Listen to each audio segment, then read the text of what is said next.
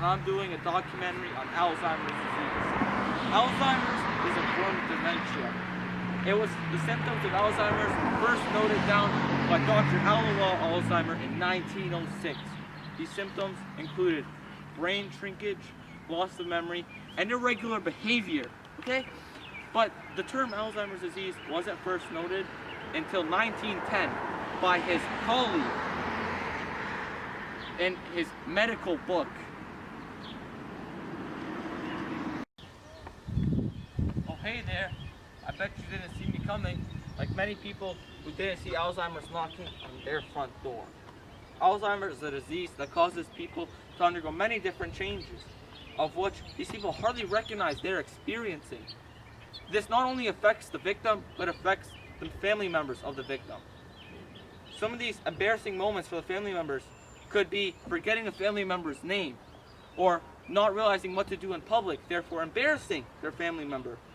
To add fuel to the flame, there's no known cure for this disease, and medications can only treat a fraction of the symptoms, making it an awful disease to have.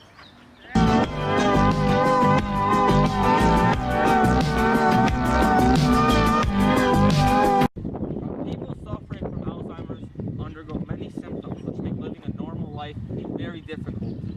Alzheimer's is divided up into 3 different stages, the first of which has no symptoms, then a stage of mild cognitive impairment, better known as MCI, and then lastly, severe Alzheimer's.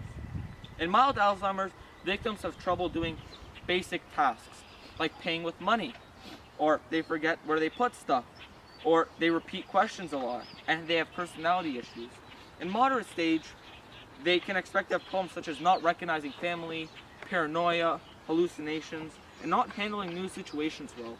In the final stage of Alzheimer's, the severe stage, patients lose the ability to do many things as the body begins to shut off. They can lose their ability to walk, have trouble swallowing, lose their appetite, and get skin infections until they die as a result of these complications. Family members can experience guilt, loss, and anger as a result of their family member being diagnosed with Alzheimer's disease. And children of these family members can have a problem in their life that seems insurmountable, a loss of family member right before them. These devastating effects are a result of what happens inside the brain. Let's ask a doctor who is specialized in Alzheimer's disease about what really happens in the brain.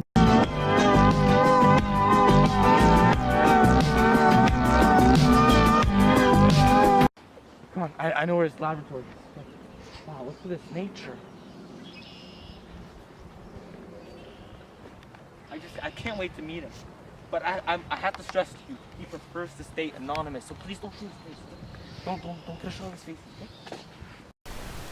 Alzheimer's is a form of dementia that affects the brain. In general terms, Alzheimer's causes nerve cells inside the brain to die, and also leads to loss of tissue. Together, this causes the brain to shrink. Alzheimer's affects multiple parts of the brain. The cortex, for one, is essentially a person's conscious. It shrivels up, affecting thought process and memory. Another part of the brain, the hippocampus, which helps new memories form, also shrinks. This affects learning new things for young people. This shrinkage leads to cavities in the brain, such as ventricles to grow larger and fill with fluid.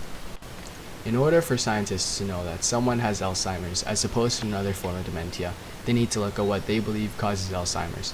There are microscopic changes that scientists need to look for. One of these microscopic changes in the brain cell is the formation of tangles in the nerve. These tangles are normally composed of tau. Tau is a protein which assists in the transit of nutrients to the cell.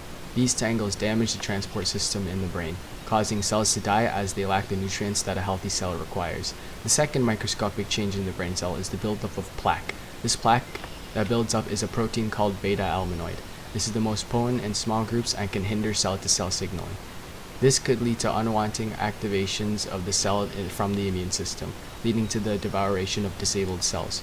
Overall, these two changes are what scientists believe causes Alzheimer's and sets it apart from other forms of dementia.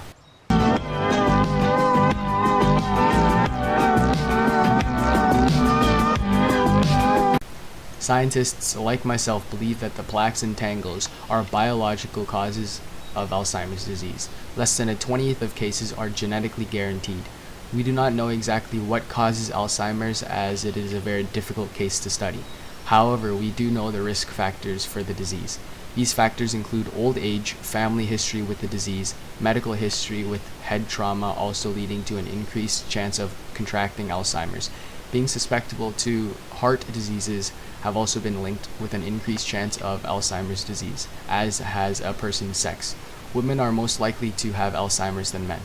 These are only some of the risk factors, but leading a healthy lifestyle is also very important, as the exact external causes of the diseases are still unclear.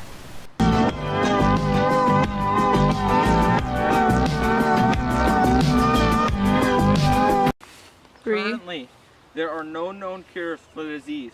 However, scientists do have an idea as to what they need to aim for. Scientists have a great understanding of the beta amyloid protein. This is the protein that causes plaques, and they believe that they need to prevent this protein from causing these plaques, and they are even developing a drug that will flush this protein out of the brain. Another big factor in Alzheimer's is the tau protein.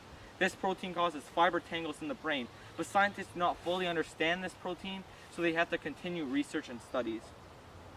Although there is no cure for Alzheimer's, there are medications that can minimize the symptoms. So these symptoms include sleepiness, for one.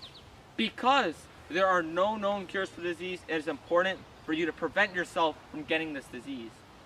One way of having a great chance of minimizing your risk of contracting Alzheimer's disease is by having great cardiovascular health, as blood conditions and heart conditions are strongly linked with the disease.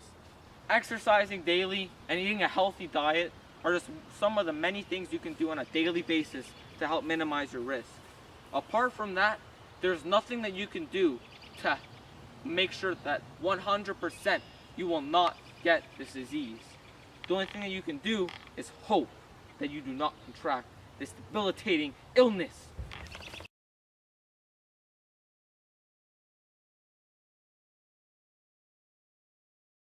Oh man, I feel like I'm getting cancer.